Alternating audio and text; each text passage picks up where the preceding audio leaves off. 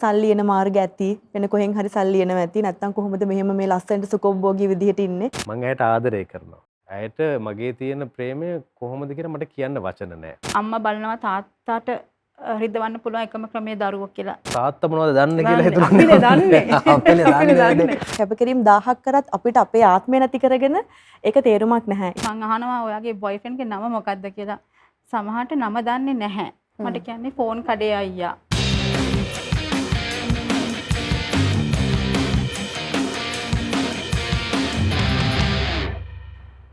අම්මා ජීවිතේ කිසිම දවසක අපෙන් අත් නොහැරෙන අපෙන් වියැකෙන්නේ නැති පුදුමාකාර ශක්තිය බැඳීම. ලෝකේ කොයිතරම් දේවල් වෙනස් වුණත් ලෝකේ කොයිතරම් දෙනා අම්මා කියන නිර්වචනයට කොයිතරම් අදහස් එකට එකතු කරත් Tamanගේ හදවතට දැනෙන හැඟීම අනුව තමයි අපි හැම කෙනෙක්ම Tamanගේ අම්මව නිර්වචනය කරන්නේ අර්ථකථනය කරන්නේ.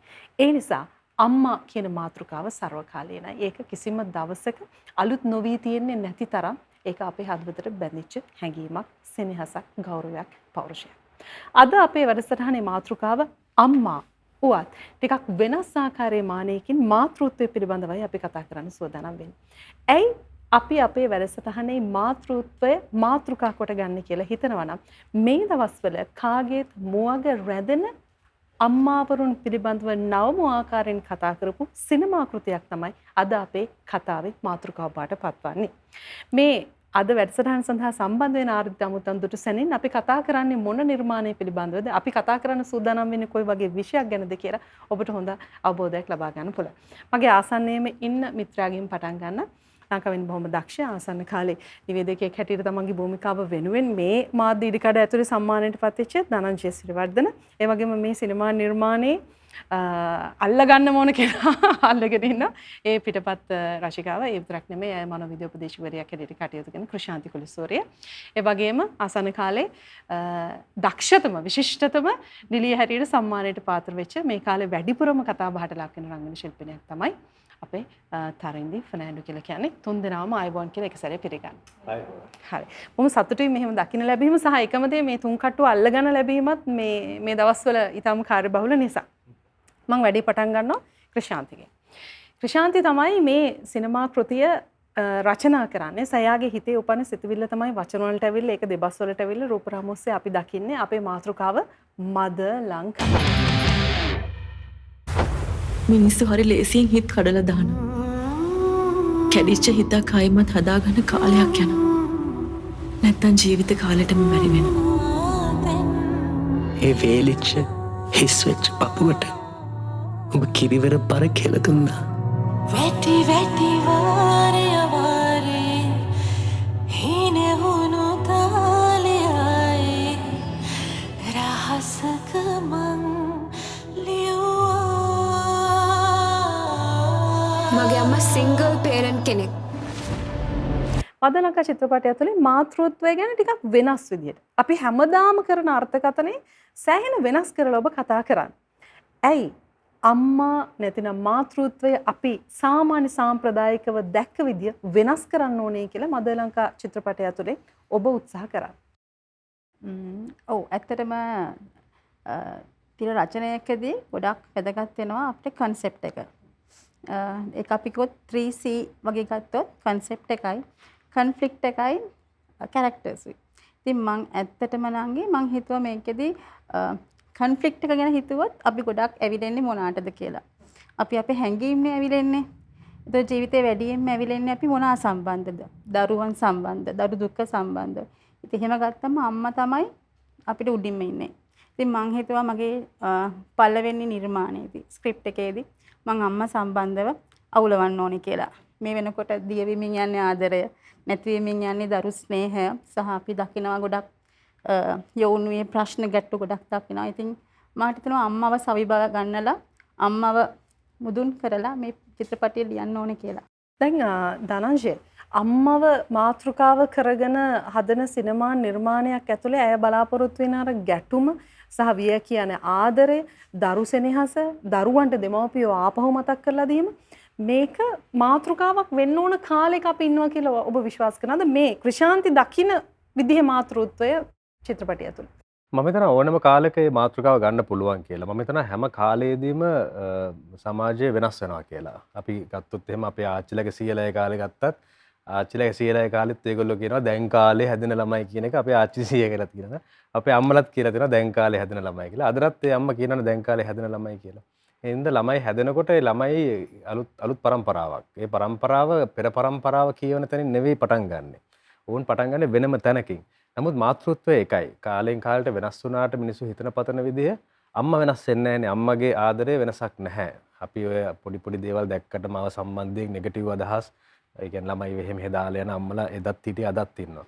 නමුත් ඒක නෙවෙයි අපි කතා කරන්න ඕනේ අම්මලා දරුවන්ව හදපු අම්මලා ගැන කතා කරද්දී එදත් එකයි අදත් එකයි. එමීට ඉතින් අපි ඉන්න හොඳයි. ඕවා ඉතින් ওই දරුවට මතක තියෙයිද දන්නෙත් නැහැ. මට ඉතින් ඔයාලා වගේ හුරතල් කර කර ඉන්න වෙලාවක් නැති වුණාට ඒක මගේ නොසලකියලා නෙමෙයි කියලා එමේ හොඳට දන්නවා. ඒක හරි කතාවක් නිශාල. ගෑනු ළමයි මේ වයසේ දුරතල් කරන්න තු කවද හුරතල් කරන්නේද? නෑ නෑ. මං කිව්වේ මගේ එක්ස්පීරියන්ස්. එක වෙලක් නොකෑවට මැරෙන්නේ නෑනේ. කැමතිම දේ නොලැබුණාම හැමදේම ඉවර වෙන්නෙත් නෑ.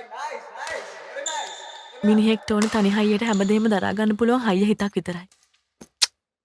ඒක හුරතලයට හයිය වෙන්නේ නෑ දිලිනි. හොඳ අම්මෙක් වෙන්න මට බැරි වෙන්නේ නැති. හොඳ දරුවෙක් හදන්න එක බාධාවක් නෙමෙයි. ඉතින් මේ අලුත් પરම්පරාව හැමතිස්සෙම අම්මලා අර අපි හිතන්නේ මුලින්ම මේ අම්මලා මොනවද දන්නේ අපිනේ දන්නේ කියන එක අපේ සීයලගේ ආච්චිලගේ කාලේ ඉඳලා හැම પરම්පරාවකම ළමයෙක්ගේ ඔළුවට එන සිතුවිල්ලක්. එක වයස් කාණ්ඩයකදී තමයි එහෙම හැංගෙන්නේ. ඒ කාලෙකදී අපිටත් හිතුණා අපිට හිතුණා තාත්තා මොනවද දන්නේ කියලා හිතුණා. අපිනේ දන්නේ. වගේ එකක් හිතුණා පස්සේනේ අපිට තේරුනේ තාත්තා තමයි හැමදේම දන්නේ කියලා. අපි මොනවද දන්නේ කියලා එතකොට හිතෙනවා. දන්නේ කියලා. ඉතින් ඕක සර්වකාලීන ප්‍රශ්නයක්. ඉතින් ඒ නිසා කොයි කාලෙදී කතා කරත් ඕක වැඩ කරන මාතෘකාවක්. හැබැයි අපි දැනගන්න ඕනේ අපි මේ කතාව ඉදිරිපත් කරන්නේ මොන කාලයේදීද? එහෙම නැත්නම් අපි නැවතත් ගිහිල්ලා සාගර ජලය වගේ කාලයකද මේ අම්මා ගැන කතා කරන්නේ? එහෙම නැතුව අපි දැන් 2025 කොළඹ යුගය ගැනද මේ කතා කරන්නේ කියලා. අන්න එතන තමයි මේකේ වෙනස්කම මම හිතන්නේ මේ පිටපතේ අපිට හම්බෙන්නේ. මේක අම්මා පිළිබඳව කතා කරනවා. හැබැයි අපිට මගහැරිච්ච අම්මා කෙනෙක්ව අපි මාතෘත්වයට නැවත ගෙන එනවා. ඒ තමයි මේ සිංගල් මදර් කියන එක. සිංගල් පේරන්ට් කියන එක මිනිස්සු මෙහෙම එලිපිට කතා කරන්න බය හිතන කෑල්ලක්නේ. නමුත් එහෙම වෙන්න ඕනේ නැහැ කියන මේ නව්‍යතාවය තමයි මම හිතන්නේ අද දවසේ මව ගැන කතා කරන්න තියෙන විෂය. මොකද අපි දන්නවා එදාට වඩා අද ඒ පෞල් ජීවිත ඇතුලේ මේ බැඳීම ටිකක් ඈත් වෙලා යන යුගයක් කියලා. අපි දන්නවා ජෙනරේෂන් Z එහෙම නැත්නම් Gen Z එක සම්බන්ධයෙන් අපිට ගැටලු තියෙනවා. උන්ට තනිව ජීවත් වෙන්න පුළුවන් අම්මා අවශ්‍ය නැහැ කියලා හිතන පිරිසක් ඉන්නවා. ඉතින් ඒ නිසා මේ නව රැල්ලට එහෙම නැත්නම් භද්‍ර යෞවනයට කතා කරන සිනමා පටයක් හැටියට මේ සිනමා පටයේ ප්ලේස් වෙච්ච එකේ තමයි වාසිය තියෙන කියලා මට හිතෙන්නේ. ක්‍රිෂාන්ති බලන්න ඔයා කරලා තියෙන වැරද්ද මේ ඉටි රූපයක් වගේ ලස්සන කෙල්ලක් ඔයා තනි අම්මා කෙනෙක් කරලා එයා කොච්චර ලොකු අසාධාරණයක්ද දුන්නේ. දැන් මට මෙහෙම හිතෙනවා ක්‍රිෂාන්ති. දැන් අපි සාම්ප්‍රදායිකව දකින්න දැන් අපිට අම්මා කිව්වහම ඔළුවට එන රූපකායක් තියෙනවානේ. මදලංක චිත්‍රපටය තුල මම මේ සාම්ප්‍රදායික අම්මව දකින්නේ නැහැ. මං කියන්නේ ශාලිකාගේ චරිතය තුල. ඒක හරිම මොඩර්න් වෙච්ච මේ එහෙම බය හිතුන්නේ නැද්ද? දැන් අපි කොච්චර මේ අපි හයිබ්‍රිඩ් වර්ෂන් එකකින් දැන් ලෝකෙ දකින්නේ. එතකොට අපි නූතන එකක් ගන්නවා අපේ පරණ අපේ සම්ප්‍රදාය ඇතුලේ තමයි අපි නූතන ලෝකෙ දකින්නේ. එතකොට නිකන් චැලෙන්ජ් එකක් කියලා හිතුන්නේ නැද්ද? අභියෝගයක් කියලා හිතුන්නේ නැද්ද? අපේ සාම්ප්‍රදාය සංස්කෘතික රූපය ඇතුලේ අම්මා කියන චරිතයට තරින්දිගේ ස්වභාවය ඔයා එකට එකතු කරපුවාම මේක කොහෙදි හරි විවේචනය වෙයි කියලා. ওই විදිහට ඇඳුම් පැළඳුම් අඳින ওই විදිහට හිතන පතන අම්මා කෙනෙක් අපිට හිතන්න පුළුවන්ද අපේ සංස්කෘතිය ඇතුලේ? ඔව් ඇත්තටම හිතන්න පුළුවන්. මොකද මම්මලා ඉන්නවා. එහෙමද? ඒක ඔව් ඇත්තටම මම ගොඩක් වෙලාවට මම මහ පොළොව මත තියෙන චරිත ගත්තාම ගම්වල මම ගොඩක් වෙලාවට ඇවිදිනකොට ඉස්කෝලේ රිච් වෙලාවට ඉන්න අම්මා හරි වෙනස්. සාමාන්‍යයෙන් ඉස්කෝලේ කියන්නේ ගෙදර උයා ඉන්න ගමන් බබාව ගන්න ඇවිල්ලා අතේ කුඩයක් බබාගේ තොප්පියක් සහ ගැලපෙන්නේ නැති ඇඳුමක් ඇඳගෙන අම්මා ඉන්නවා ගේට් එක ඉස්සරහා. තව ටිකක් යන කොළඹට එනකොට ඒක ළඟ ඉන්න අම්මා හරි වෙනස්. හරිම මේ ලස්සනට ඇඳලා හොඳට මේකප් එකක් දාලා කොණ්ඩේ ලස්සන ස්ටයිල් කරලා ලස්සන ඩෙනිම් එකක් ඇඳලා ඒ අම්මා ටිකක් වෙනස්. හැබැයි ඔය අම්මලා දෙන්නගෙම ප්‍රතිරූපය ඇතුළත වෙනස් නැහැ. මාතෘත්වය එකයි. හැබැයි මං හරි ආසයි අර අම්මා පෙනී හිටින විදිහට සහ ඒ අම්මා අම්මාව ප්‍රසන්ට් කරන විදිහට. ඒක ආකර්ෂණීයයි. ඒක ආකර්ෂණීයයි. මොන දේ වුණත් මං වැටුණානේ. හැබැයි දැනගන්න ගෑනු වට්ටන්න පුළුවන්. අම්මල වට්ටන්න බෑ. ඉතින් මට හිතුණා සිනමා නිර්මාණයක ඒ අම්මව එතනට ගේන්න ඕනේ කියලා. මොකද දැන් ඇත්තටම සිංගල් අම්මා ගැන අපි කතා කළොත් නංගි ඒ අම්මා ලස්සනට ඉන්න ගොඩක් දේවල් කරන්න ඕනේ. එයාව මේන්ටේන් කරන්න, එයාගේ තියෙන ස්ටේටස් මේන්ටේන් කරන්න ඕනේ. ඒතර ගමේ අම්මට තනි වුණොත්, සැමියා නැති වුණොත්, සැමියා මිය ගියොත් ගෙදර දර බලන්න පුළුවන්, අනුන් ගෙදර මෙහෙකාරකමක් කරන්න පුළුවන්, ඔක්කොම කරන්න පුළුවන්. රට විදේශ රැකියාවකට යන්න පුළුවන් ගෘහසේවිකාවක් විදියට. හැබැයි දැන් කොළඹ අම්මට සහ ඔය මොඩර්න් අම්මට එහෙම කරන්න ටිකක් අමාරුයි. මොකද ඇය ලස්සනට ඉන්න ගමන් සමහරට වැරදෙන්නේ එතන තමයි. ඇයට සාමාන්‍යයෙන් එයාව ලස්සනට තියාගන්න සහ එයාගේ පැවැත්ම වෙනුවෙන් සමහරට වැරදි වැඩ කෙරෙන්න පුළුවන්. ඔය කියන විදිහට. හැබැයි මං ඒ අම්මා කොහොමද දරුවෙක් එක්ක ලස්සනට ජීවත් වෙන්නේ? නම්බුකාර විදිහට ජීවත් වෙන්නේ සහ හොඳ දරුවෙක් හදන්න. මට වැරදෙන්න පුළුවන්. නමුත් මං හොඳ දරුවෙක් හදන්න පුළුවන් කියන එක අම්මා ලස්සනට තියලා, අම්මගේ මූණ හිනාවක් රඳවලා සහ මට ඒකේ ඕනකම තිබ්බේ අන්නේ අම්මව බල ගන්නවන්න. මං හිතනවා තරින්දි ඒකට ලොක්කුම සාධාරණේ කළා කියලා. තරින්දි තමයි ඉතින්. අයම එහෙම විකල්පයක් රිප්ලේස් කරලා ඉතින්ට අමාරුයි. අපි ඒක පැත්තක තියමුකෝ. මට හිතෙනවා තරින්දි පෞද්ගලිකව මගේ හැඟීම ශාලිකා කියන චරිතය ඇතුලේ දැන් තරින්දි අම්මා කෙනෙක් නෙමෙයිනේ. හැබැයි පුංචි අම්මා කෙනෙක්. මම හිතනවා තරින්දිට ශාලිකා ඇතුලේ තරින්දිගේ අම්මව දකින්න නැති, තරින්දිගේ සහෝදරිය අක්කව දකින්න නැති, තරින්දිවත් මේ චරිතය ඇතුලේ තරින්දි දකින්න නැති කියලා මට පෞද්ගලිකව හිතුණා. ඒ කියන්නේ මේ චිත්‍රපටය ඇතුලේ ශාලිකා කියන්නේ එක අම්මා කෙනෙක් විතරයි. අම්මලා තව කීප දෙනෙක් මේ ෆිල්ම් එක ඇතුලේ ඉන්නවා. එතකොට ඔය කියන සමාජයේ ඉන්න හැම අම්මා කෙනෙක් මෙතන නියෝජනය වෙලා තියෙනවා. මේ ශාලිකා තමයි ප්‍රධානම චරිතය, ප්‍රබලම චරිතය. මේ ඔයා දැක්ක අම්මාවරු සහ ශාලික අතර තිබෙන විශේෂත්වය දැන් නිර්මාණය දකින්නකොට අර කොහොමද හැංගෙන්නේ? ඔව්. ඇත්තටම මම ඉස්සෙල්ලාම කියන්න ඕනේ දැන් අපි හැමෝම කතා කරා වගේ ග්‍රාමීය ප්‍රදේශවල ජීවත් වෙන අම්මයි නගරබද ප්‍රදේශයක ජීවත් වෙන අම්මයි ගත්තහම අපේ කට්ටිය ගොඩාක්ම ඉමෝෂනල් වෙන්නේ ග්‍රාමීය ප්‍රදේශයක ජීවත් වෙන අම්මව දැකලා. ඒ කියන්නේ රෙද්ද හැට්ටේ ඇඳලා ගෙඩියක් බැඳලා දාඩිය දාගෙන දරපලන අම්මව දකිනකොට අපේ කට්ටියට දුක හිතෙනවා.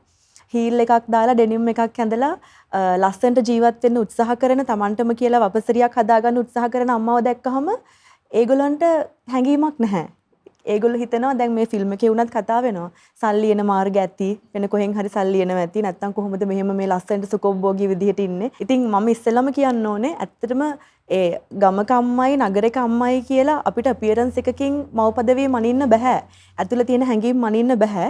ඉතින් අපි ඒක ඉස්සෙල්ලාම තේරුම් ගන්න ඕනේ කියලා මගේ අදහසක් විදිහට මම ප්‍රකාශ කරන්න කැමතියි. එතනින් එහාට ශාලු කියන චරිතය බිග් ස්ක්‍රීන් එකක දකිනකොට මට ඇත්තටම අක්කේ තිබිච්ච අභියෝගයක් ලොකුම අභියෝගයක් තමයි මම ඇත්තටම මව් පදවියක නැති කෙනෙක්. මට ඒ අත්දැකීම නැහැ. සහ විශේෂයෙන්ම සිංගල් පේරන්ට් කියන අත්දැකීම නැහැ. ඉතින් අක්කා කිව්වා වගේ මගේ අක්කගේ පුතාව හදපු කාලය ඇතුළත ගත්ත එක්ස්පීරියන්ස් ටික තමයි තියෙන්නේ. ඉතින් මට ඒක ලොකු චැලෙන්ජ් එකක් වුණා මම ඒ අත්දැකීම නැති නිසා. ඉතින් මුලින්ම මම උත්සාහ කරා මගේ අක්කත් එක්ක මම ඒ ගත කරපු අත්දැකීම්.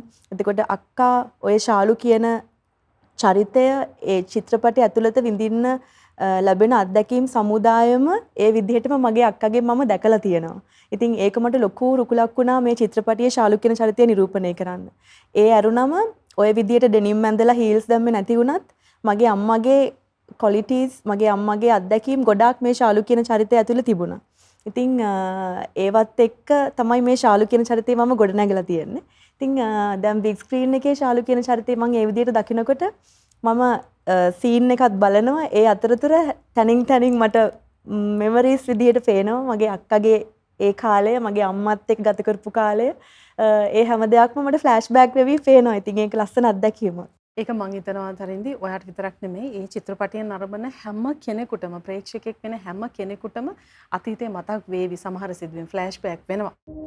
හැබැයි මගේ අම්මා තමයි මගේ මුළු ලෝකෙම. එයා රෙස්ටුරන්ට් ස්ටුවර්ට් කෙනෙක්. වේටර්වරයක්. ඔව් ඒ විතරක් නෙමෙයි. මගේ අම්මා සිංගල් පේරන්ට් කෙනෙක්. මට ඉන්න අම්මා තාත්තත් එයා. අපි මීට පෙර ආතුව සංක්‍රාන්ති ලිංගික ප්‍රජා පිළිබඳව කතා කරන චරිත තිබුණා. නමුත් මේ විදිහේ මාතෘකාවක් පිළිබඳව අපි මීට කලින් මේ තරම් කතා කරලා තිබුණේ නැහැ. ඇත්තටම සත්‍ය කියන චරිතය මව්වත්කම මව් ස්නේහය දරා ගැනීම ඉදිරිපත් කිරීම කොයි වගේ අභියෝගයක් වුණාද? ඊට ඉස්සෙල්ලා කියන්න ඕන ඔයා දැන් තරදිට කිව්වා මේ කිෂාන්ති තරන්දිව අම්ම කෙනෙක් කරා මෙච්චර මම පිරිමි මට වෙච්ච අසාධාරණ කවුරුත් කතා කරේ කිෂාන්තිලා කට්ටිය එකතු නෑ නෑ ක්‍රිෂාන්ති ඒ වාට කරපු දේ මං හිතන්නේ ඒක මේ නේද තරන්දි යාව තව ඉහළටම ඔසවා දැම්මා. ඔව් ඒක මම මේ වීඩියෝට කිව්වේ ඇත්තටම මේ දැන් ඔය මේ තරන්දි කිෂාන්ති කියපු ඒගොල්ලන්ගේ ජීවන අත්දැකීම් ගොඩක් මේක ඇතුලේ තියෙනවානේ. කිෂාන්ති දැකපු දේවල් මේක ඇතුලේ අය දෙබස් හැටියට කතන්දරයක් හැටියට ගොඩනගලා තියෙනවා. චරිත හැටියට ඩෙවලොප් කරලා තියෙනවා. තරින්දිට තියෙනවා යම් දේවල් මතක් කරලා ගන්න. සත්‍ය වෙනුවෙන් මම කවද මතක් කරගන්න කියලා මට හිතා ගන්න බෑ. සාධාරණයි. මේක මේ මට විතරක් නෙවෙයි මම හිතන්නේ ඕනම නළුවෙකුට මේ අවස්ථාව ලොකු අවස්ථාවක්. ඒක කියන්නේ මාව පරීක්ෂා කරන අවස්ථාවක්. නළුවෙකුට නළුවෙක්ව පරීක්ෂා කරන්න පුළුවන් අවස්ථාවක්.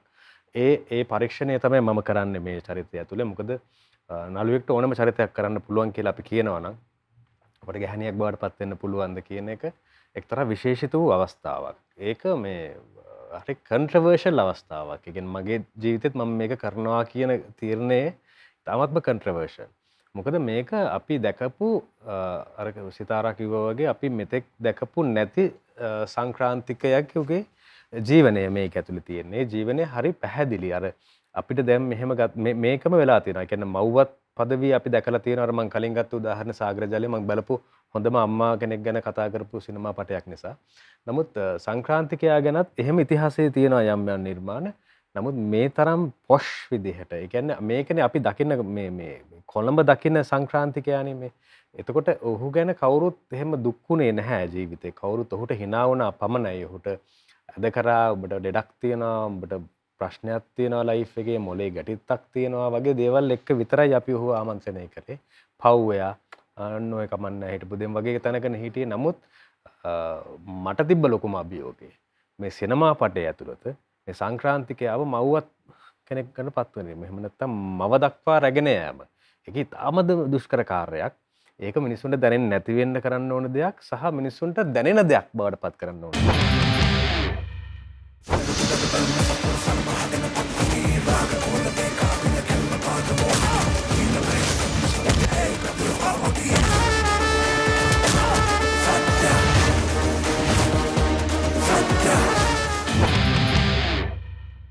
ආදරයම ජීවිතය කරගත්තු ගැහැණු ළමයිත් අපේ සමාජයේ ඉන්නවා හරියට ශාලු වගේ. ඇත්තටම ආදරේ ජීවිතය කරගෙන ජීවත් වෙන්න හදන ගැහැණු ළමයි තමන්ගේ හීන මරාගෙන ආදරය වෙනුවෙන් කැපකිරීම කරන එක ඇත්තටම කැපකිරීමක්ද? ඔයත් ගැහැණු ළමයෙක්නේ. ඒක කමක් නැද්ද එහෙම කරාට? ඒක මෙහෙමයි අක්කේ දෙපැත්තක් තියෙනවා. ඒ කියන්නේ මම දැන් ඉන්න සිටුේෂන් එකත් එක්ක මම පුංචි කාලේ තරුණ කාලේ කියන්නේ තරුණ කාලේ කියන්නේ මම දැන් බොළඳ කාලේ ටීනේජ් ඒ කාලේ මම හිතුවා ආදරය වෙනුවෙන් කියන්නේ ආදරේනේ ලව් කියන එක ටීනේජ් කාලේ ළමයි ගන්නෙ ඒක තමයි මේක තමයි එක කියලා තමයි ගන්නෙ. ඉතින් මටත් එහෙම කාලයක් තිබුණා. එතකොට ඒ කාලේ මම හරිම ආසාවෙන් කතා කරනවා මං ආදරය වෙනුවෙන් මෙහෙම කැපකිරීම කරනවා මං ලව් තමයි අපිට තියෙන ලොකුම දේ ආදරය වෙනුවෙන් මම සැක්‍රිෆයිස් කරන්න කැමතියි දරා ගන්න කැමතියි කියලා කියනවා. හැබැයි අපි අර අපේ වයසත් එක්ක අපි පරිණත වෙනකොට හිතෙනවා ආදරේ අපි හිතමුකෝ ප්‍රේම සම්බන්ධතාවයක් කියලා අපි ඒ ලව් එක ගමුකෝ. එතකොට ආදරය වෙනුවෙන් අපි කැප කරනවා කියන්නේ අපිට ඊට වඩා හිතන්න දේවල් ගොඩාක් තියෙනවා මේ ලෝකේ. ඒ කියන්නේ අපි මේ මං දැන් ඉන්න තැන තමයි මට අනිත් හැම ආදරයකටම වැඩිය දෙමව්පියන්ගේ ආදරේ ලොකු වෙන්නේ. මේ කාලේ තමයි මට ඒක තේරෙන්නේ.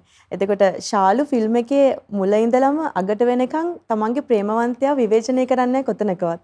ඒ තමන් කරන සැක්‍රිෆයිස් එක ලොකුවට කියන්නේ නැහැ කොතනකවත්. ඉතින් මම ඒක ගොඩක් ඒ ශාලුගේ චරිතය තුලින් දකිනවා. මම හිතනවා ආදරය වෙනුවෙන් අපි සැක්‍රිෆයිස් එකක් කරන්න ඕනේ. හැබැයි ෆස්ට් ප්ලේස් එක අපිට තියලා. ඒ කියන්නේ අපිව නැති කරගෙන අපි කැපකිරීම කොච්චර කරත් කැපකිරීම 1000ක් කරත් අපිට අපේ ආත්මය නැති කරගෙන ඒක තේරුමක් නැහැ. ඉතින් මම කියන්නේ මොන ආදරේ වේවා මොනියම් දෙයකදී වේවා අපි කැපකිරීමක් කරනවා නම් තමන්ට තමන්ව නැති නොකරගෙන තමයි ඒ කැපකිරීම කරන්න ඕනේ කියලා. ඒක හරි බර කතාවක් කරන්නේ. චාලු මොකද්ද මෙතෙන්ට වෙලා කරන්නේ? මං ඔයාලට කීයට දෙන්න කියලා කිව්වේ බරක් වෙනවනේ. අර ඔක්කොම චෙක් ඉන් වෙලා ඉවරයි. එයා මගේ එක බස්ස. ඔයාගේ නිදහසට කරුණු එකක්වත් මට ඕනේ නැහැ. චාලු ඔයා මේ කරන්නේ රට පාවල්. මේ රට වෙනුවෙන් ගේන්න පුළුවන්. ලේසියෙම ගේන්න පුළුවන් මේ රන්පදක්කම තමයි මේ මෙතෙන්ට වෙලා මේ කඳුළු හලන්නේ. අපි විතරයි පරක්කු අපිත් එක්ක යන්න හිටපු බැඩ්මින්ටන් ටීම් එකයි ස්විමින් ටීම් එකයි දෙකම ගිහලා ඉවරයි. ඉක්මන් කරන්නකෝ බබෙක් වෙන්න නැතු.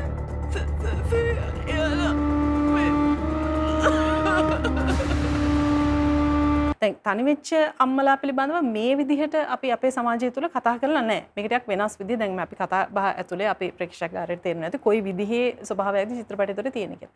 දැන් මේ ඔබ උත්සාහ දරලා තියෙන්නේ තමන්ගේ හීන මරාගෙන, තමන්ට තිබිච්ච හීන සියල්ල මරාගෙන දරුව වෙනුවෙන්ම කැපවිච්ච තනි අම්මලාගේ කතාව ඇතුලේ එවැනි අම්මලාට හඬක් දෙන්නද, එවැනි අම්මලාව සමාජය ඇතුලේ යලිත් සිහිපත් කරලා දෙන්නද, දරුවන්ට අත්හැරුණේ වගේ අම්මලාගේ කැපකිරීම ආපහුවතාවක් සිහිපත් කරන්නද? මට හිතෙනවා මේකේ ඊටත් වඩා මේක මේ ඔඩියන්ස් එක අල්ලගන්න නැත්නම් මේක මාකට් කරගන්න හොඳ ටූල් එකක් ඔයා තෝරගෙන තියෙනවා කියලා අනිත් අයට හවු නොවිච්ච. මම මනෝ උපදේශිකාවක් විදිහට ගොඩක් වැඩ කරන්නේ ගෑනු ළමයි එක්ක. පොඩි තරුණ ගෑනු ළමයි එක්ක. නංගි සමහරලාට මං 10 වසරේ 11 වසරේ ළමයි කතා කරනකොට ඒගොල්ලෝ ගොඩක් සමීප වෙනවා අපිට ටීචර්ට වඩා. එතකොට මං අහනවා ඔයාගේ බොයිෆ්‍රෙන්ඩ්ගේ නම මොකක්ද කියලා. සමහරට නම දන්නේ නැහැ. මට කියන්නේ ෆෝන් කඩේ අයියා. ඒ කියන්නේ ඒ තරම් ඒ ළමයි ඩිවයිස් එක විතරයි ආදරේ ගනුදෙනු කරන්නේ.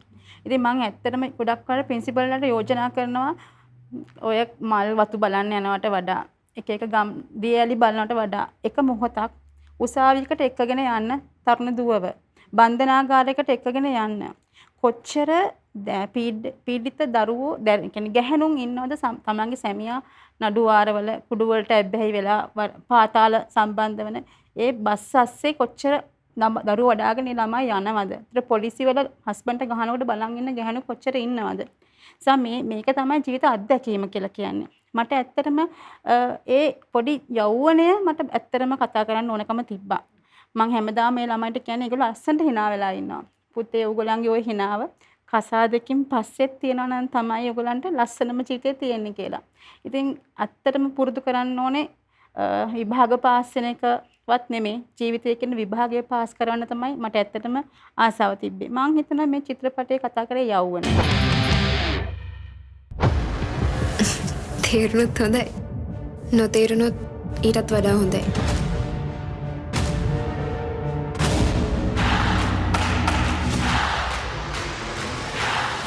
ඉතින් මෙතන කොහේ හරි ජීවිතේ තරුණ කාලෙදී වැරදෙන තැන් සමහර ලාට අපිට හදාගන්න හරිම අමාරුයි. ඒක මං හිතනවා වැරදීමක් වුණොත් මකන්න බැරි තරම් ප්‍රශ්න එනවා. සහ කොතැනක හරි ඒව ආයි මතුවෙනවා. මම මේ තරුණ දුවරු කියන්නේ ඒගොල්ලෝ දුවරු වෙලා ඉන්නේ නැහැ හැමදාම. දවසක මව්වරු වෙනවා. ඒ මව්වරු දවසට මිත්තෙනිය වෙනවා. සහ අපි දුවෙක් ලස්සනට හැදුවොත් ඒක තමයි මං හිතන්නේ රටකට කරන සේවය. මොකද ඕන රජෙක් නිරින්දෙක් නැලවෙන්නේ ගැහණියෙක්ගේ උකුල. ඉතින් මං හිතුවා ඒ උකුල සපවත් කරන්න ඕනේ කියලා. ඒක හරි ලස්සනයි. නනා දැන් බැලුවහම මේකේ අම්මලා විතරද අපි නැද්ද? අපි මේ විෂයට අදාළ නැද්ද? අපිට අඩුපාඩුවක් වෙලා. තාත්තලා මේ දැන් අපි මේ කතාව ඇතුලේ තාත්තලා හිතුවේ මේක හරියන්නේ අපිට ගෙදර ඉන්න වෙන්නෙත් නෑ මම විසුමක් වෙන්නේ නෑ මම කංගියොත් මේ ඊට වඩා හොඳයි නොගින් ඉන්නවා කියලා එහෙම තැනකට ආවොත් මේක හරි අපරාධයි. තාත්තා කෙනෙක් හැටියට මේ නිර්මාණයේ තාත්තා කියන දෘෂ්ටියෙන් ඔබ දැක්කේ කොහොමද? ඒක මේ වැඩසටහන් බලන සීලොම තාත්තලා වෙනුවෙන් තමයි මේ ප්‍රකාශය කරන්නේ. මේක මද ලංකාව වුණාට මේක තාත්තලා ගැන කතා කරනවා. කතා කරනවා. ඒක හරි ප්‍රබලයි. අතරින්න බැහැනේ. මොකද අම්මා කියන්නේ එක්තරා පදවියක්. ඇය අම්මා කෙනෙක් වෙන්න තාත්තා කෙනෙක් හිටියොත් නැත්තම් ඇයට තනියම අම්මා කෙනෙක් වෙන්න බැහැනේ. තනියම දරුවෙක් ඉපදෙන්නේ නැති නිසා. නමුත් සත්‍ය ඒකේ වෙන කතාවක්. සත්‍ය කියන්නේ මේකේ තියෙන මේ දෙනම එක. මේ කියන්නේ මේ කන්සෙප්ට් එකේම තියෙන මේ මොකද්ද කියන්නේ ඒක මේ කන්සෙප්ට් එක ජෑම් කරන කැරක්ටර් එක ඇත්තටම. කියන්නේ මේ අපි මෙච්චර කාලයක් අම්මා කියපු අම්මාව අපි වෙන අර්ථකථනයකට ගෙනියන්නේ සත්‍ය කියන්නේ මම අර තාත්තා කෙනෙක්ගේ version එකෙන් බැලුවොත් මේක ඇතුලේ තාත්තා කියවෙනවා. මේක ඇතුලේ තාත්තව අපිට පේනවා. කියන්නේ තාත්තා කොහොම වෙන්න ඕනද කියන එක අපිට පේනවා. අපිට තාත්තෙක් පෙන්වන්නේ නැහැ මේ කතාව ඇතුලේ. නමුත් අපිට තාත්තා කියන්නේ මෙන්න මෙහෙම කෙනෙක් විය යුතුයි කියලා අපිට පෙන්නනවා. සිනමා පටේ නරඹපු අපි අවසාන වශයෙන් ගිය කටුපැද්දේදී එක තරුණයෙක් කියලා කිව්වා හොඳයි තාත්තලා ගැනත් මේක කතා කරලා තියෙන එක ගැන කියලා. මොකද ඒ කියන්නේ මේ සිනමා පටේ නරඹපු කෙනෙක්ට ගෙදර ගෙනියන්න ගොඩාක් දේවල් තියෙනවා. තාත්තලා අඬනවා මේක බලලා. ඉතින් එතකොට මොකද එහෙම වෙන්නේ මේක අපේ කතාව. අපි හැමෝගෙම කතාව. දැන් මට දුවෙක් ඉන්නවා. ඒ දුව පිළිබඳව මගේ දැක්මක් තියෙනවා. මම ඇයට ආදරය කරනවා. නමුත් ඇය ඉන්න පුංචි කාලේ අම්මත් එක්ක. අම්මට තමයි එයා වැඩිපුර කිට්ටු. හැබැයි මගේ යාළුවෝ ඇතුළු හැමෝම කියනවා එයා ලොකු ළමෙක් වුණ දවසට එයා මාව හොයාගෙන එයි කියලා. මං ඉන්නවා මෞර්ය මල් ළඟට එනකල්. නමුත් මෞර්ය මල් ළඟට ආවත් නැතත් මම මෞර්ය වෙනුවෙන් කරන්න ඕනේ හැමදේම මගේ පැත්තෙන් කරනවා කියන ඒ දැඩි විශ්වාසය මල් ළඟ තියෙනවා. මොකද මගේ ජීවිතයේ තියෙන එකම ආදරය මෞර්ය විතරයි. ඇයට මගේ තියෙන ප්‍රේමය කොහොමද කියලා මට කියන්න වචන නැහැ. ඇය මාව දකිනකොට ඇයගේ ශරීරයෙන් පිටවෙන රැස්වලල්ල මට පේනවා. ඇය උඩ පනින හැටි මට පේනවා. ඇගේ ඇස් දීප්තියෙන් බබලන හැටි මට පේනවා. ඒක තාත්තා සහ දුව අතර තියෙන ගනුදෙනුව හරි ප්‍රබලයි. ඒක අම්මා සහ දුව අතර තියෙන ගනුදෙනුවට වඩා වෙනස් ප්‍රබලත්වයක්. ඒක වෙන ශක්තියක් වැඩ කරන්නේ මේ දෙක අතර. තාත්තා සහ පුතා අතර තියෙන ගනුදෙනුව ඊටත් වඩා ප්‍රබලයි. ඒක නිකන් අපි කියනවා අර පියා ඝාතනය කිරීම කියලා පශ්චාත් නූතනවාදීන් කතා කරන මේ සිංහබාහු කන්සෙප්ට් එක. ඒක ඊට වඩා ප්‍රබල අවස්ථාවක්. ඒ ඝාතනය කරනවා කියන්නේ මරා දමනවා කියන එක නෙවෙයි. ඕනම දරුවෙක් උත්සාහ කරන තමන්ගේ තාත්තට වඩා වේගෙන් දුවන්න. තාත්තගේ බලාපොරොත්තුව කවදා හරි දවසක මගේ පුතා මට වඩා වේගෙන් දුවයි කියන එක. ඒ ප්‍රේමය, ඒ සිංහබාහු ප්‍රේමය හරි ප්‍රබලයි. මේ කොහොමදත් මේ ජීන්ස් එකතු වෙන තැන් හරි ප්‍රබලයි. ඒ වර මේ වතුරට වඩා ඝනකම් කියනවනේ රුධිරය. ඒ රුධිරයත් එක්ක කරන ගනුදෙනු හරි පරිස්සමින් කරන්න ඕනේ. එතකොට මේ චිත්‍රපටය ඇතුලේ මම වාසනාවන්ත වෙනවා. අම්මා සහ තාත්තා හැටියට පෙනී සිටින්න පුළුවන් වුණ එකම චරිතය සත්‍යය. ඔහු විටක තාත්තා කෙනෙක්, විටක අම්මා කෙනෙක්. විටක දරුවාගේ අම්මව බේරා ගන්නා තාත්තා බවට පත් වෙනවා. නමුත් ඔහු අවසානයේදී මාවක් බවට පත් වෙනවා. ඉතින් ඒක සිනමා පටයකින් මට පෙන්වන්න පුළුවන් වෙච්ච එක. මම හිතන්නේ නළුවෙක් හැටියට මාර chance එකක් මට හම්බුනේ. නමුත් මම අදටත් විශ්වාස කරනවා මේ සිනමා පටේ මද ලංකා වුණාට මේක ඇතුලේ අප්‍රකාශිත තාත්තා කෙනෙක් ඉන්නවා. ඒ තාත්තව ගෙදර ගෙනියන්න ඔබට පුළුවන් වෙනවා සිනමා පටේ බැලුවොත්. අම්මට මතකද පුංචි කාලේ මයි ෆැමිලි චිත්‍රයක් ඇන්ද. මං ඒ චිත්‍රයේ සත්‍යවයි අම්මවයි මාවයි ඇන්ද. ටීචර් මට බැන්න. ඇයි අම්මලා දෙන්නෙක්? ඇයි තාත්තා නැද්ද කියලා. මේ ලෝකේ හැමෝටම එකම විදිහට පවුලක් නෑනේ පැටියෝ. ඔය ඇඳ හරියටම හරි. ඔයාට පේන්න ඉන්න අය විතරයි ඔයාගේ ෆැමිලි එක. තරෙන්දි හැඟීම් මිනිස්සුත් එක්ක හැමදාම ගනුදෙනු කරනකොට රිදවීම ඇති වෙනවා. ඒක සාමාන්‍ය ස්වභාවයක්. හැබැයි අපි හැම වෙලේම උත්සාහ කරන්නේ රිදෙන්නේ නැතිව අපේ සම්බන්ධතාව පවත්වගෙන යන්න. මොකද රිදුනහම සම්බන්ධතා අතාරින්න අපිට හිතෙනවා. මේ සම්බන්ධතාවල තියෙන රිදුම්, මේ සම්බන්ධතාවල තියෙන සැනසුම්, මේ හැම දෙයක්ම මේ සිනමා නිර්මාණය ඇතුලේ විවිධ තැන්වල විවිධ විදිහට අපිට කතා කරනවා. ඒවා වඩාත් හොඳ හදවතට දැනෙන දේවල් බවට පත් වෙන්නේ ශිල්පීන් ශිල්පිනියන් ඒ වෙනුවෙන් දක්වන කැපකිරීම සහ ඒ අය ඒ චරිත නිරූපණය කරන විදිහ අනුව. මම අහන්නේ ඔබේ ශාලුගේ චරිතය විතරක් නෙමෙයි සමස්තයක් හැටියට ගත්තාම ඔබ සිනමා නිර්මාණය දකින්නකොට රංගන ශිල්පිනියක් හැටියට ඒ සියුම් තැන් කොයිතරම් දුරට මේ සිනමා නිර්මාණය ඇතුළේ ප්‍රේක්ෂකයාව ස්පර්ශ කරන්න ප්‍රබල වෙලා තියෙනවද? ඔව් අකේ ඇත්තටම මද ලංකා චිත්‍රපටය ඇතුලේ ආරම්භයේ ඉඳලා අවසානයේ වෙනකම්ම අපි ක්‍රිෂාන්ති අක්කා ගැන මතක් කරන්නම ඕනේ. මොකද ගොඩක් අපිට දැනෙච්ච දෙයක් තමයි, හැඟිච්ච දෙයක් තමයි මුලින් ඉඳලා අග වෙනකම්ම ඒ හැම ඩයලොග් එකකම ඇතුළාන්තයේ මොකක් හරි පණිවිඩයක් දෙන ඩයලොග්ස් තමයි තියෙන්නේ. ඒ කියන්නේ ඒක කවි වගේ තිබුණේ නේ. ඒක මාර විදිහට ෆීල් වෙනවා. ඒ වගේ තැන් ගොඩක් තියෙනවා. ඒකේ තව ඩයලොග් එකක් තියෙනවා. මම මගේ දුවට මම කියනවා විශ්වාසය කියන්නේ ඇත්තට නෙමෙයි කියලා. ඒ කියන්නේ අපි හැමෝම විශ්වාස කරනවා දෙයක්. හැබැයි ඒක ඇත්ත නොවෙන්න පුළුවන්. එතකොට මමත් පෞද්ගලිකව ඒක ගැඹුරට හිතන්න ගත්තේ මේ ෆිල්ම් එකෙන් පස්සේ. ඒ කියන්නේ අපි හැමෝම විශ්වාසයන් පස්සේ යනවා. නමුත් ඒ හැම විශ්වාසයක්ම ඇත්ත නොවෙන්න පුළුවන්. ඉතින් ඒ වගේ ගොඩාක් පවර්ෆුල් ඩයලොග්ස් තියෙනවා. ඒ තරමට මේක ඇතුලේ මිනිස්සුන්ගේ එක එක මට්ටම් වල මිනිස්සු පිරිමි ගැහැණු අය, එතකොට දූවරු, මව්වරු, පියවරු, සහෝදරවරුන් ඒ හැමෝටම ඒ කියන්නේ අපේ කෝච්ලා ඉන්නවා මේ හැම කැරක්ටර් එකක් ඇතුළෙම ඒගොල්ලොන්ගේ ජීවිත ඇතුළේ තියෙන සියුම් තැන් ඒ ලස්සන ඩයලොග් වලින් අක්ක ලස්සනට ස්පර්ශ කරලා තිබුණා. ඉතින් ඒක ගොඩක් මට ෆීල් වුණා. ඔව් එමි. ගැන හරියට දැනගෙන හිටියේ නෑ. දැනගෙන හිටියේ නෑ නෙමෙයි. හරියට සෙල්ලම් කරේ නෑ. ඔට්ටුවේ වටිනාකම ප්‍රේස් තුන අශ්වයා දන්නේ නෑනේ. ඒ වගේ තමන්ගේ වටිනාකම තමන් දන්නේ නැති වීමත් එක්තරා පාපයක්.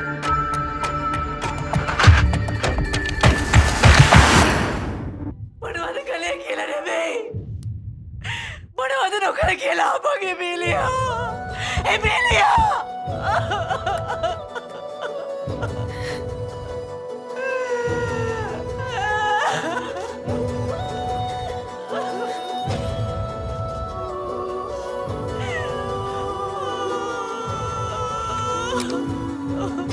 ඇත්තටම මට එතනදී මම ක්‍රෙඩිට් එක දෙන්නේ ඇත්තටම ක්‍රිෂාන්ති අක්කට. මොකද අපිට ඇක්ට් කරන්නත් අපිට කිසියම් හැඟීමක් චරිතයක් තුලින් නිරූපණය කරලා පෙන්වන්නත් ඒ ප්ලොට් එක ගොඩක් වැදගත් වෙනවා. අපේ ඩයලොග්ස් ගොඩක් වැදගත් වෙනවා. ඒ ඩයලොග්ස් ඇතුළේ තමයි අපි අපේ හැඟීම් මේක කොහොමද අපි එක්ස්ප්‍රෙස් කරන්න ඕනි කියලා අපි තීරණය කරන්නේ. ඉතින් ඒ ක්‍රෙඩිට් එක ඇත්තටම ක්‍රිෂාන්ති අක්කට යන්න ඕනේ.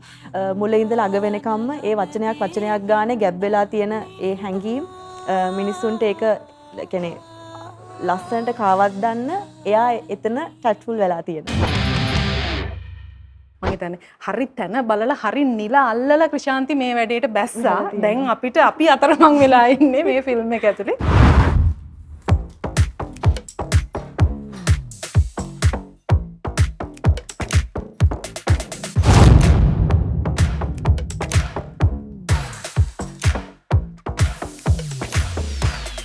මදලංක කියන්නේ මිනිසුන්ගේ අන්තර් සම්බන්ධතා පිරිච්ච තැනක්. ඒක මට ගොනු කරන්න බෑ අම්මටද තාත්තටද ඒද බීද සීද කියලා. මේක අන්තර් සම්බන්ධතා. මේක අපි කියන්නේ සහජීවනය කියලා. පවුලක්. ඇත්තටම ගත්තොත් පවුලක්නේ මූලික වෙන්නේ. ඕන තැනක කුඩාම එකකේ පවුල. ඉතින් ওই පවුල ඇතුලේ තියෙන සමහර බිඳීම් අතරේ අපේ නැති වෙලා තියෙන ගෞරවය. එකිනෙකාට තියෙන ගෞරවය. හැම වෙලාවෙම අම්මා බලනවා තාත්තාට රිදවන්න පුළුවන් එකම ක්‍රමයේ දරුවෝ කියලා. ඒකට අම්මා හිතනවා තාත්තට බැන්නම ඒක ගෞරව රැකෙනවා කියලා. හැබැයි බින්දෙන්නේ දරුවෝන් හෙට දිනේ තමන් විශ්වාස කරන දේවල් පිළිබඳ. ඉතින් මම ඇත්තටම මේ චිත්‍රපටයේ පුරාවටම මට ඇත්තටම කියන්න ඕනේ අම්මා තාත්තා පවුල කියන එකකේ හරිම ආදරණීය වෙන්න ඕනේ. මොකද පවුල ඕනෙලාවක හැම දෙයකටම සත්‍යල වගේ අය පවුල්වල ඉන්න පුළුවන්. ශාලුලා වගේ අය පවුල්වල ඉන්න පුළුවන්. හැබැයි පවුල ඇක්සෙප්ට් කරනවා නම් ඕනම තත්ත්වයන්. ඒතකොට දරුවෝ එළියට ගියාම අනාරක්ෂිත වෙන්නේ නැහැ. සත්‍යල සිය ගණන් අදටත් හෙටටත් මතුවටත් බිහි වෙන්න පුළුවන්. ඒ ප්‍රශ්නේ තමාගේ වෙනකන් Tamanට ඒක දැනෙන්නේ නැහැ. හැබැයි කොයි මොහොතක හරි මගේ දරුවෝ ඇවිල්ලා කිව්වොත් මම මේ විදිහට මට හිතෙනවා. මේක තමයි මගේ කැමැත්ත. මේ තමයි මගේ දේ කියලා. ශාලුලා අම්මටද ප්‍රතික්ෂේප කරන්න පුළුවන්. එතකොට ශාලුලා වගේ අය ඉන්න පුළුවන්. නිකන් ගැප්ගෙන ඉන්නවා මම කසාදයක් නැතුව. මට වැරදුනා ජීවිතේ. ඒක ඇක්සෙප්ට් කරන්න පුළුවන් නම් මං හිතනවා ඒ තැනට මිනිස්සුන්ගේ හිත හදාගන්න පුළුවන් නම් ජීවිතේ ගොඩක් වෙනස් වෙයි කියලා. අපි ඇටකඩලු බඳන් ඉන්නේ අනිකත් එක්ක සංසන්දනාත්මක. මම මගේ දරුවන්ට ඇත්තටම කියලා තියෙන ජීවිතේ දැන් මමත් අම්මා කෙනෙක්. ඕනේ ජීවිතේ හැම දෙයක්ම කරලා එන්න කෙනෙක් නෙමෙයි. නමත් වැරදුනොත් අම්මා ඉන්නවා. අර නංගි කිව්වා වගේ මේ අසනීට සමාව දෙන්න කියලා තරින්දි බැනත් කියන්නේ අම්මා කියන්නේ ඒ තරම් ප්‍රාතිහාරයක්. අම්මගේ හිත ඒ තරම් විශාලයි. අම්මගේ හිතට මං හිතන්නේ අම්මට මම හැමදාම කියනවා තාත්තලට වඩා අඩියක් අම්මා උඩින් ඉන්නවා කියලා. ඒක මං තාත්තල තරහ වෙන එකක් නැහැ. ඒක තමයි ඇත්ත කතාව. ඒ කියන්නේ අම්මට කොතනකවත් ගලව ගන්න බැරි ස්ටිකර් එකක් අම්මගේ ඇතුලේ තියෙනවා. ඒක තාත්තට ඕනෙලාවක අර කැරලා කඩලා දාගන්න පුළුවන් පෙට්ටියවල ඇතුළට. නමුත් අම්මගේ ඔළුවේ තියෙන ඒ වයර් ටික ඔක්කොම එකිනෙකට පැටලිලා ගලව ගන්න බැරි තරම් අම්මා බැඳිලා ඉන්නේ. ඉතින් මේකෙදි අම්මට ලොකු රාජකාරියක් තියෙනවා. ඒකයි මද ලංකාව වෙන්නේ. සහ තාත්තට ගරුත්වයක් අපි දෙන්නේ සත්‍ය හරහා. ඒ කියන්නේ සමහර තාත්තලා ඉන්නවා තාත්තලා නෙමෙයි. සමහර අම්මලා ඉන්නවා අම්මලා නෙමෙයි. මේකෙදී තරින්දි කියන්නේ ගෑණියෙක් වෙලා ඉපදලා පිරිමියෙක් වෙන්න වෙච්ච කෙනෙක්ට. කියන්නේ තාත්තා වෙන්න වෙච්ච කෙනෙක්ට. සත්‍ය කියන්නේ පිරිමියෙක් වෙලා ගෑණියෙක් වෙච්ච දේ. ඒ දෙකම එක සමානයි කියලා මං හිතන්නේ. සායක ඊට වඩා කියන්න එපා. අක්ක තව මේ කමෙන්ට්ස් වලින් අපිට ගොඩක් එනවා මේ අපේ ෆිල්ම් එක ඇප්‍රීෂিয়েට් කරනවා. ඒ කියන්නේ අර ගබ්සා කරන්නේ නැතුව ළමයාව බිහි කරපු එක මේ ෆිල්ම් එකකින් දීපු ලොකු පණිවිඩයක් කියලා. ඉතින් මම හිතනවා ඒ අම්මා ඒ වෙලාවේ කරපු සැක්‍රිෆයිස් එක දරුවෙක් වෙනුවෙන් කරන්නේ. එතකොට දැන් සත්‍ය ඒ කරපු සැක්‍රිෆයිස් එක වෙනුවෙන් යුනිවර්ස් හරි ගෝඩ් හරි ජීවමාන දෙවි කෙනෙක් වෙවලා තියෙනවා සත්‍යව. ඉතින් අපේ ජීවිතයේ මේ ලෝකේ ඉන්න ඒ වගේ මව්වරුන්ට ඒ වගේ කැපකිරීම කරන ඒ වගේ අර ටීනේජ් කාලේ සමහරක් විට ගැබ්බර වෙන්න පුළුවන්. ඒතර ඒ වගේ සැක්‍රිෆයිස් එකක් කරන අයට ජීවමාන දෙවි කෙනෙක් නැති වුණත් ඒගොල්ලන්ට විශ්වයෙන් බ්ලෙසිං එකක් දෙනවා ඒ ළමයාව හදාගන්න කියන පණිවිඩෙත් මේ ෆිල්ම් එකෙන් දෙනවා. දැන් මේ අපි මේ සමාජය ඇතුලේ ඕනෑම වැරද්දකට මේ සාධාරණීෂ්ඨ කරන්න ඕනේ කියලා හෝ මේ වැරද්ද අනුමත කරනවා කියන එක නෙමෙයි. මේ අපි කතා කරන කාරණේ ගැඹුර ඔබ අත්දකින්න ඕනේ. එතකොට තමයි මේ අපි කියන කාරණේ එහෙම නැතුව අපේ වැඩසටහන විතරක් බැලුවාට අපි මේ කියන කතාවේ නේද? ඒක භාගයක් තමයි අවබෝධ වෙන්නේ. ඉතිරි භාගෙට මේක බලන්නම් වෙනවා. සමහර වෙලාවට අපි දකිනවා මෑත කාලේ සමහර සිද්ධීන් තිබුණා තමන්ගේ කුසට ආපු තමන් වදාපු දරුවෝ අතහැරලා යනවා. සමහර අම්මලා ඒත් අම්මලා තමයි අපිට ඒකට හේතු ගැන නෙමෙයි අපි කතා කරන්නේ. නමුත් එතන අම්මා කෙනෙකුට තමන්ගේ මාතෘත්වය රැක ගන්න බැරි වෙලා. ඒකට හේතු තියෙන්න පුළුවන්. ඒකට අපිට දොස් කියන්න බෑ සමහර වෙලාවට. හැබැයි සමහර අපි නොහිතන තැන්වල මාතෘත්වයේ තියෙනවා. සමහර තාත්තර ළඟ මාතෘත්වයේ තියෙනවා. සමහර පුංචිලා ළඟ මාතෘත්වයේ තියෙනවා. සමහර අපි මේ කතා කරන සංක්‍රාන්ති මේ ලිංගික ප්‍රජාව ළඟ තියෙන හැම තැනම මාතෘත්වයේ තියෙනවා. චරිත වෙනස් වෙන්න පුළුවන්. අම්මා කෙනෙක් නොවුනට කුසෙන් වැදුව පමණින් හෝ දරුව පමණින් හෝ නෙමෙයි මාතෘත්වයේ හදවතට දැනෙන මිනිස්සු මෙලොව ඕන තරම් ඉන්නවා. ඒ හැමෝගෙම කතාව නේද මේක කියලා මං යෝජනා කළ මද ලංකා. ඔව් මෙහෙම කිව්වොත් එහෙම මේ අන්සතු ගැහැණියකගේ උකුල මත මා ගෙවා දැමූ කාලය තමයි මගේ ජීවිතයේ සුවදායම කාලය කියලා. එතකොට අපිට මොකද්ද හිතෙන්නේ? ඒ අන්සතු ගැහැණිය තමයි මගේ අම්මා. ඇය සතු වෙලා හිටියේ මගේ තාත්තට. ඒ අපි පුංචි කාලේ අම්මගේ උකුලේ හිටපු ඒ හැඟීම නූතනවාදීන් පශ්චාත් නූතනවාදීන් ඊටිපස් න්‍යාය ඇතුලේ සිංහබාහුව ඇතුලේ මොන දේ කතා කරත් ඒක ඉතාමත්ම සුවදායි කාලයක්. ඒ අම්මා කෙනෙක්ගේ උකුල මත ඉන්න කාලය තරම් සුවදායි කාලයක් අපේ ජීවිතේට අපිට හම්බෙන්නේ නැහැ. එතකොට මේ අම්මා කියන්නේ බයොලොජිකල් අම්මාද? එහෙම නැත්නම් අපි මේ ඊයේ පෙරේද දැකපු සිතාරා කියපු කෝච්චියේ දාලා ගිය ළමයාගේ අම්මටද මේ අපි අම්මා කියන්නේ? එහෙම නැත්නම් වෙල්යායක දාලා ගිය ඒ ළමයාගේ අම්මටද අපි අම්මා කියන්නේ? ඒ වෙල්යායමද අසරණව බලා හිටපු ඒ දරුවට කමසෙ ගලවලා දුන්නු තාත්තටද අපි මේ අම්මා කියන්නේ? ඒ කියන්නේ අම්මා කියන්නේ පදවියක් කියන එක අපි හැමතිස්සෙම කියනවානේ. ඒක හැඟීමක්. ඒක බයොලොජිකල් කැලලක් නෙවෙයි. ඒ මවක් වගේ ආදරය කරන්න පුළුවන් පිරිමි ඉන්නවා කියන එකනේ මේ පිටපත පුරාවටම අපි සත්‍ය හරහා කතා කරන්නේ. ශාලු හරහා කතා කරන්නේ මුළු ලෝකයම දින්නාට වඩා මට මගේ දරුවා දිනීම වැදගත් කියන කාරණාවනේ. මේක අපිට අම්මා කෙනෙක් වෙන්න නැතුව දැනෙන්නේ නැති කාරණාවක්. ඇත්තම කතාව. ඒක දැනෙන්න නම් අම්මා කෙනෙක් වෙන්න ඕනේ. ඒක දැනෙන්න නම් තාත්තා කෙනෙක් වෙන්න ඕනේ. එහෙම මේ ලෝකෙන කවුරු හරි එක්ක පුතෙක් එක්ක අම්මා එක්ක තාත්තෙක්නේ. එක්ක දරුවෙක් එක්ක පේරන්ට් කෙනෙක්. ඉතින් මේ දෙගොල්ලෝ අතර තියෙන සහසම්බන්ධයක් ගැන කතා කරද්දී ඒක අම්මා ගැන කතා කරන ෆිල්ම් එකක්ද තාත්තා ගැන කතා කරන ෆිල්ම් එකක්ද නෙවෙයි. අර ක්‍රිෂාන්ති මුලින් කිව්වා වගේ මේක අපේ තියෙන මේ එකිනෙකා අතරේ තියෙන මේ බැඳීම් ගැන කතා කරන චිත්‍රපටයක් මේක. මේක අපිට මගහැරිච්ච දැන් මේ වගේ පුංචි කතාවකින් අපිට සිනමා පටයක් එලි දක්වන්න බෑ. ඒ නිසා මේ කතාව බලලා සිනමා පටේ තීරණය කරන්න බෑ. මේකේ ජෙන් සී එකක් ඉන්නවා. මේකේ ක්‍රීඩාව තියෙනවා. මේකේ අම්මා තාත්තා විතරක් නෙමෙයි මේක මාර පැකේජ් එකක්. මම දන්නේ ක්‍රිෂාන්ති පළවෙනි පිටපත දැන් මමත් ඔහොම තමයි නම්බර් 9 ලියද්දි මම දන්න සියල්ල මේක ඇතුළට දාන්නේ කොහොමද කියන එක හරි ඒ කියන්නේ ආසාවෙන්ම ලියන පිටපතක්නේ මේක. එතකොට ක්‍රිෂාන්තිට මාර අභියෝග ගොඩක් එනවා. ක්‍රිෂාන්ති අල්ලගන්නේ අම්මා. නමුත් අම්මා ගැන තනියම කතා කරන්න බෑ දුවෙක් ඉන්නවා. එතකොට යාට තාත්තා කෙනෙක් ඉන්න ඕනේ. එතකොට මේක ඇතුලේ සංක්‍රාන්තිකයෙක් ඉන්නවා. මේක ඇතුලේ ක්‍රීඩාව තියෙනවා. මේක ඇතුලේ නැති දෙයක් නෑ. මේ කියන්නේ මානව බැඳීම් ඇතුලේ නැති දෙයක් නෑ. එතකොට ක්‍රිෂාන්තිට සිද්ධ වෙනවා පැය දෙකමාරක් ඇතුලේදී මේ සියල්ල කතා කරලා ඉවර කරන්නත්. මොකද මම ක්‍රිෂාන්තිට කැමති එක හේතුවක් තමයි ක්‍රිෂාන්ති හැමතිස්සෙම සෙට් එකේ මේ හැම වචනයක් වෙනුවෙන්ම පෙනී සිටියා. සමහරවිට රණ්ඩු වෙනවා අනුෂයත් එක්ක. අපි අධ්‍යක්ෂකවරයා ඔහු බලන්නේ අධ්‍යක්ෂක භූමිකාව වෙන්නේ. නමුත් නෑ මේක එන්න ඕනේ මෙතන. ඒක එන්න ඕනේ එතන කියලා සමහරවිට අඬාගෙන ගෙදර ගිය අවස්ථා තියෙනවා. හරිද?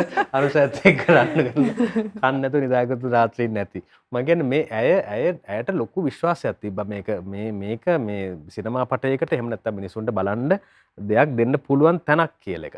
එතකොට ඇය මාතෘත්වයේ මෙහෙම උඩ තැනක තියාගෙන ඒ සියල්ල මාතෘත්වයට යටින් තියෙන සියල්ල මාතෘත්වයේ වටා කේන්ද්‍රගත කරලා තියෙනවා.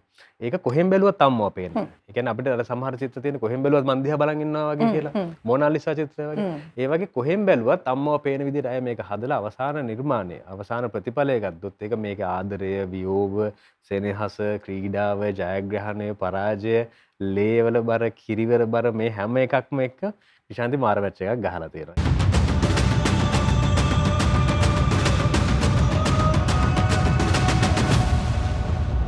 මට අම්මලා දෙන්නෙක් එපා.